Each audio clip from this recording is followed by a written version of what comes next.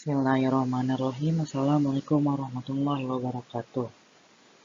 Perkenalkan, nama saya Muhammad Tafizur Rahman dari perwakilan KKN ITERA 2020-2001. Pada kesempatan kali ini, izinkan saya untuk menjelaskan materi fisika pada kelas 11, yaitu pada materi gelombang, gelombang bunyi, dan alat optik. Pertama ialah gelombang. Apa sih gelombang itu? Gelombang juga dapat dikatakan sebagai gangguan atau usikan, yang dimana gangguan tersebut menjalar ataupun merambat.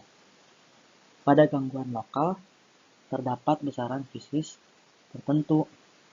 Pada umumnya, gelombang merupakan suatu usikan atau getaran yang merambat pada suatu medium, yang membawa energi dari satu tempat ke tempat lainnya.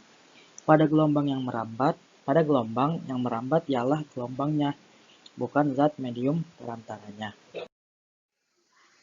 Gangguan. Karena gelombang dapat dikatakan sebagai gangguan, maka gangguan juga dapat dikenal sebagai getaran atau osilasi. Getaran atau osilasi tersebut dapat berupa kedudukan partikel, osilasi tekanan atau kerapatan massa dalam medium bersangkutan, osilasi medan listrik atau magnet yang berasal dari osilasi arus atau osilasi rapat muatan listrik. Nah, berikut merupakan contoh dari salah satu pengaplikasian dari gelombang, yaitu gelombang berjalan. Dapat dilihat bagaimana gelombang berjalan tersebut bergerak. Apa sih gelombang berjalan itu? Mengapa ketika kita melemparkan batu ke dalam air digolongkan sebagai gelombang berjalan? Pada dasarnya gelombang berjalan merupakan gelombang yang memiliki amplitudo tetap, yang dimana titik-titik yang dilalui gelombang mengalami getaran harmonik dengan amplitudo yang tetap. Dalam pengaplikasian pada persamaannya, gelombang berjalan dapat dirumuskan dalam persamaan sebagai berikut. Persamaan pada gelombang berjalan disebut dengan persamaan simpangan, di mana rumusnya merupakan Y sama dengan A sin WT plus min K dikali X, di mana W atau omega sama dengan 2pi per periode dan K sama dengan 2pi per lambda, sehingga simpangan dapat dirumuskan sebagai A dikali sin 2pi dikali dengan T kecil atau lamanya gelombang bergetar dibagi dengan periode plus min X dibagi dengan lambda, di mana Y merupakan simpangan dari gelombang tersebut, A merupakan amplitudo gelombang, W atau omega merupakan kecepatan sudut gelombang, T kecil merupakan lamanya gelombang bergetar, T besar merupakan periode gelombang, X merupakan jarak titik sumber getar, dan lambda merupakan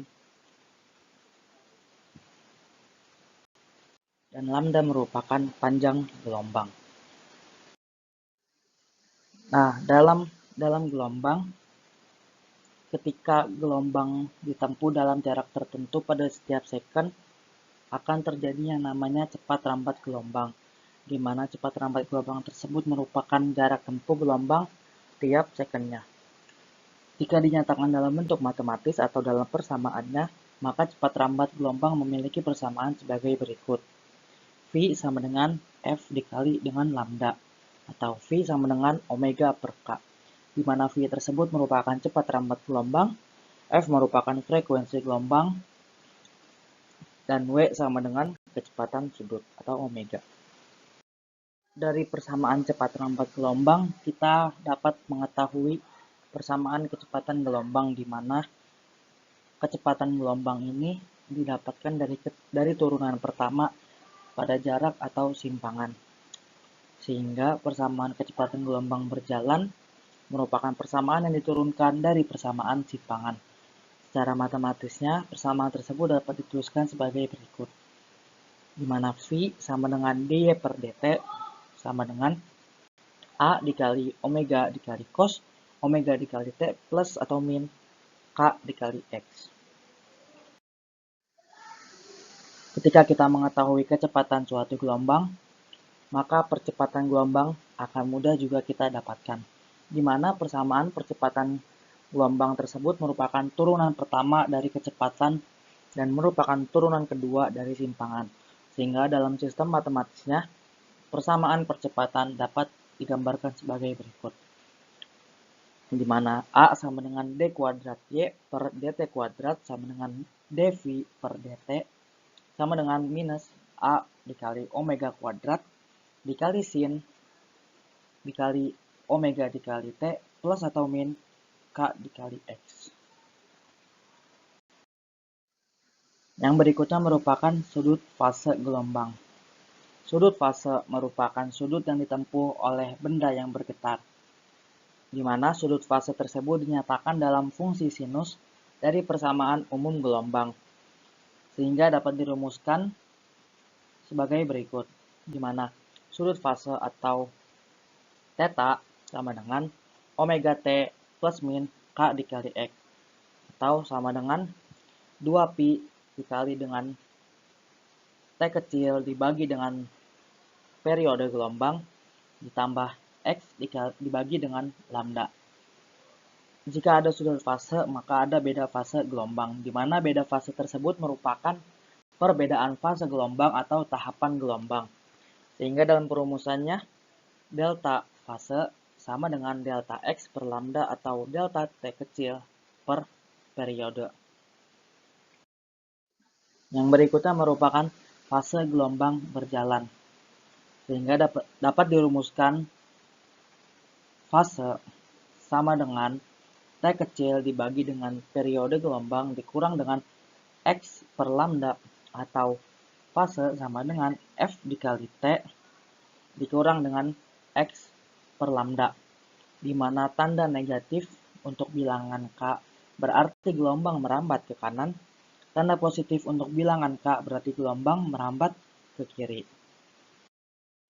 Berikutnya merupakan persamaan gelombang stasioner.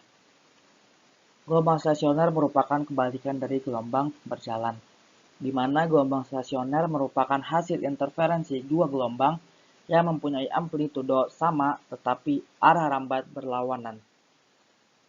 Amplitudo maksimum disebut dengan perut atau P, dan amplitudo minimum disebut dengan simpul.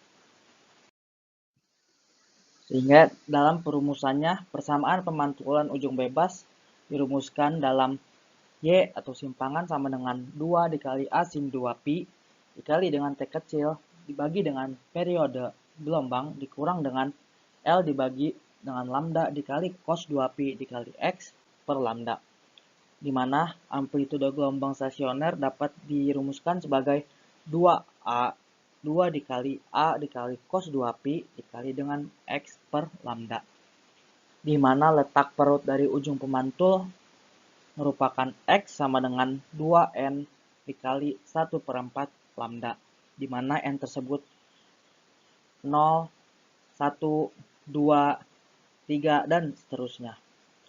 Lalu letak simpul dari ujung pemantul merupakan X sama dengan 2N ditambah 1 dikali 1/4 lambda, di mana N bilangan 0, 1, 2, dan seterusnya.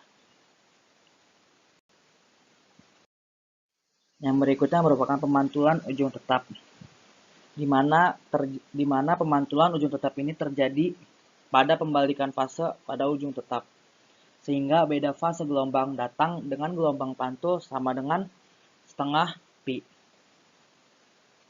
sehingga didapatkan persamaan simpangan yaitu 2 dikali A cos 2pi dikali dengan T kecil dibagi dengan periode gelombang dikurang dengan L dibagi dengan lambda dikali sin 2pi dikali X per lambda, di mana amplitudonya ialah 2 dikali A dikali sin 2pi dikali X per lambda.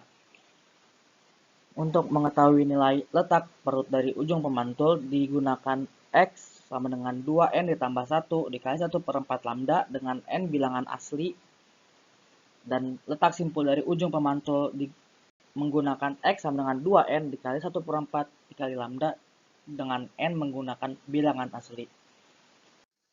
Yang berikutnya kita masuk ke bunyi. Bunyi termasuk sebagai gelombang mekanik karena dalam perambatannya bunyi memerlukan medium perantara. Gelombang bunyi merupakan gelombang longitudinal karena gelombang berosilasi searah dengan gerak gelombang tersebut, membentuk daerah bertenggaran tinggi dan rendah. Kemampuan gelombang bunyi untuk menempuh jarak tertentu dalam satu waktu disebut dengan kecepatan bunyi, di mana kecepatan bunyi di udara ini bervariasi bergantung terhadap temperatur udara dan kerapatannya. Apabila temperatur udara meningkat, maka kecepatan bunyi akan bertambah.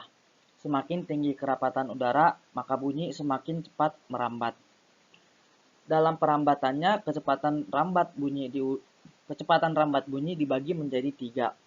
Yang pertama ialah kecepatan rambat bunyi di udara, di mana perumusannya ialah V sama dengan akar gamma dikali R dikali T per M. Lalu kecepatan rambat bunyi dalam zat padat ialah V sama dengan akar E dibagi dengan Rho. Dan kecepatan rambat bunyi dalam zat cair ialah V sama dengan akar B dibagi dengan Rho. Yang berikutnya merupakan intensitas bunyi dan taraf intensitas. Intensitas bunyi merupakan energi gelombang bunyi yang menembus permukaan bidang tiap satuan luas tiap detiknya. Apabila sumber bunyi mempunyai daya sebesar P watt, maka besar intensitas bunyi di suatu tempat yang berjarak R dari sumber bunyi. Sehingga intensitas bunyi dapat dirumuskan dengan simbol I sama dengan P dibagi dengan A, di mana P tersebut merupakan daya dan A merupakan luas permukaan. Sedangkan taraf intensitas merupakan perbandingan nilai logaritma antara intensitas bunyi yang diukur dengan intensitas ambang pendengaran atau I0. Sehingga dalam simbolnya TI atau taraf intensitas dirumuskan sebagai TI sama dengan 10 log I per I0 atau 10 log I yang merupakan intensitas bunyi dibagi dengan I0 yang merupakan intensitas ambang pendengaran. Yang berikutnya ialah efek Doppler. Efek Doppler merupakan perubahan frekuensi yang diterima pendengar dibanding dengan frekuensi sumbernya akibat gerak relatif pendengar dan sumber, di mana efek Doppler tersebut dirumuskan sebagai Fp sama dengan V plus min Vp dibagi dengan V plus min Vs dikali dengan Fs, di mana Fp tersebut merupakan frekuensi bunyi yang diterima oleh pendengar, V merupakan cepat rambat bunyi di udara, Vp merupakan kecepatan sumber bunyi, dan Vs merupakan kecepatan pendengar, dan V dan Fs merupakan frekuensi bunyi sumber. Sedangkan untuk plus min merupakan operasi kecepatan relatif, di mana plus merupakan untuk kecepatan berlawanan arah dan min untuk kecepatan yang searah. Yang berikutnya kita masuk ke alat optik. Alat optik merupakan alat yang menggunakan lensa atau cermin untuk memanfaatkan sifat-sifat cahaya yang dapat dipantulkan dan dibiaskan agar dapat dilihat oleh penggunanya. Alat optik ini terdiri dari alat optik alamiah dan alat optik buatan, di mana alat optik alamiah ini dapat disebut sebagai mata, dan alat optik buatan ini adalah teropong, mikroskop, dan kaca pembesar. Pertama ialah mata. Mata merupakan indera penglihatan dan merupakan organ tubuh kita yang dapat menangkap perubahan dan perbedaan cahaya. Perbedaan spektrum cahaya yang mampu ditangkap mata itulah yang menyebabkan kita dapat melihat warna-warna yang berbeda. Pada mata normal, terdapat punktum proksimum atau PP yang merupakan jarak terdekat yang dapat dilihat mata dengan akomodasi maksimum. Pada mata normal, titik dekat dengan mata ialah 25 cm.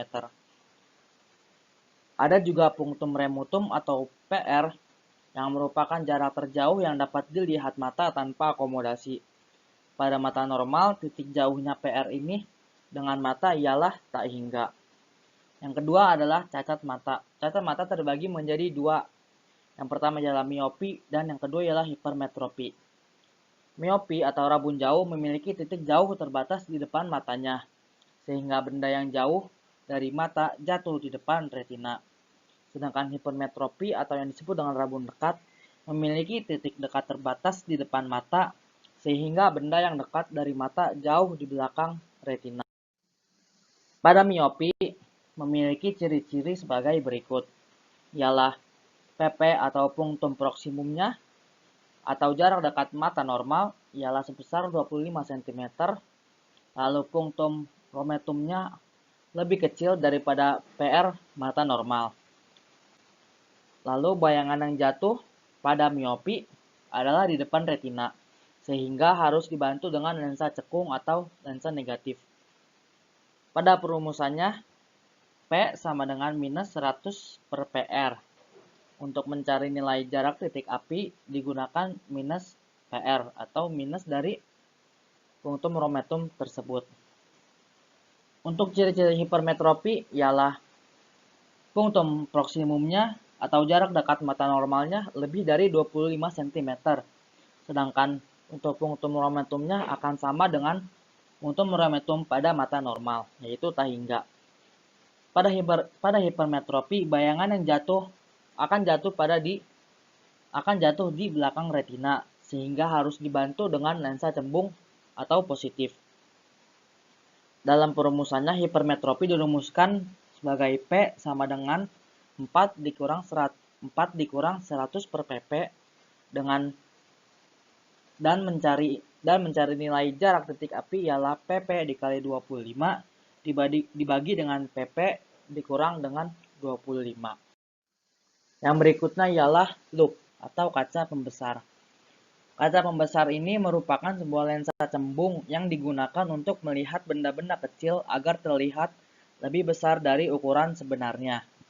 Lensa positif akan membentuk bayangan maya yang diperbesar dari sebuah benda yang diletakkan di antara titik fokus dengan titik pusat lensa. Perbesaran bayangan dilakukan oleh loop pada mata berakomodasi digambarkan pada berikut ini. Seperti yang kita bisa lihat bahwa gambarnya terlihat di slide tersebut.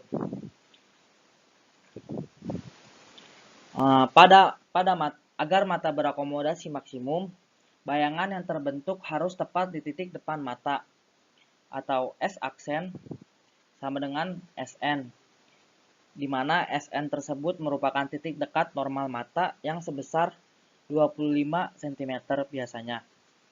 Untuk mencari pembesaran pada akomodasi maksimum digunakan rumus M sama dengan SN per F ditambah 1, di mana M merupakan pembesaran loop, SN merupakan titik dekat normal mata, dan F merupakan jarak fokus loop. Pada mata tidak berakomodasi, maka pembesarannya ialah M sama dengan SN per F. Yang berikutnya ialah mikroskop. Pada mikroskop merupakan alat optik yang digunakan untuk melihat objek-objek yang sangat kecil, yang tidak dapat dilihat dengan mata, yang terdiri dari lensa okuler dan lensa objektif.